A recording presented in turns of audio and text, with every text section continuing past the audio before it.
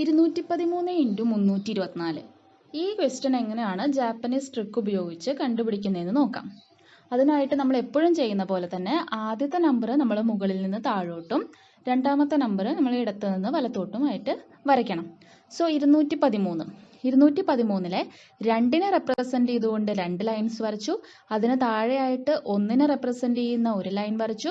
Then 3നെ represent ചെയ്തുകൊണ്ട് 3 ലൈൻസും വരച്ചു. Next 324 ആണ്, ലെഫ്റ്റിൽ നിന്ന് വരയ്ക്കണം. സോ 3യെ റെപ്രസെൻ്റ് ചെയ്തുകൊണ്ട് 3 ലൈൻസ്, 2നെ റെപ്രസെൻ്റ് ചെയ്ത് 2 ലൈൻസ്, 4നായിട്ട് 4 ലൈൻസും വരച്ചു. സോ ഈ റൈറ്റ് സൈഡിൽ ഏറ്റവും റൈറ്റ് സൈഡിലായിട്ട് എത്ര പ്രാവശ്യം ലൈൻസ് ഇൻ്റർസെക്റ്റ് ചെയ്തിട്ടുണ്ട് നോക്കണം.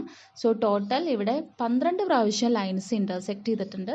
സോ ആൻസർ ഉണ്ട്, മൾട്ടിപ്ലിക്കേഷൻ്റെ ലാസ്റ്റ് ഡിജിറ്റ് എന്ന് പറയുന്നത് 2 ആയിരിക്കും.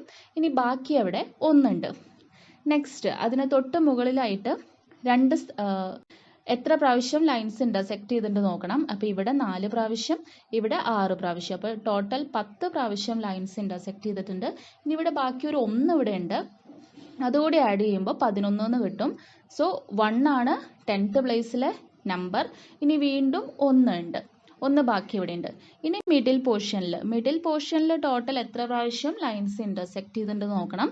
അതായത് 2, 4, 6, 8, 10, 13, 16, 19.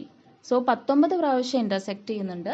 പിന്നെ ഇവിടെ ബാക്കി 1 ഉള്ളത് കൂടി ആഡ് ചെയ്യുമ്പോൾ 20 എന്ന് കിട്ടും. സോ അടുത്ത ഡിജിറ്റ് എന്ന് പറയുന്നത് 0 ആണ്. ബാക്കി 2 ഇവിടെ ഉണ്ട്. ഇനി ഇവിടെ എത്ര പ്രാവശ്യം ഇൻ്റർസെക്റ്റ് ചെയ്തു? ഇവിടെ 4, 3, 7 പ്രാവശ്യം. ഈ 2 കൂടി ആഡ് ചെയ്യുമ്പോൾ 9 എന്ന് കിട്ടി.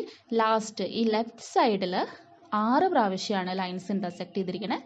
സോ 6 എന്ന് കിട്ടി. അതായത് 213 ഇൻറ്റു 320 ആൻസർ 69,012 എന്നുള്ളത് നമുക്ക് വെറും ലൈൻസ് യൂസ് ചെയ്തുകൊണ്ട് തന്നെ കിട്ടി.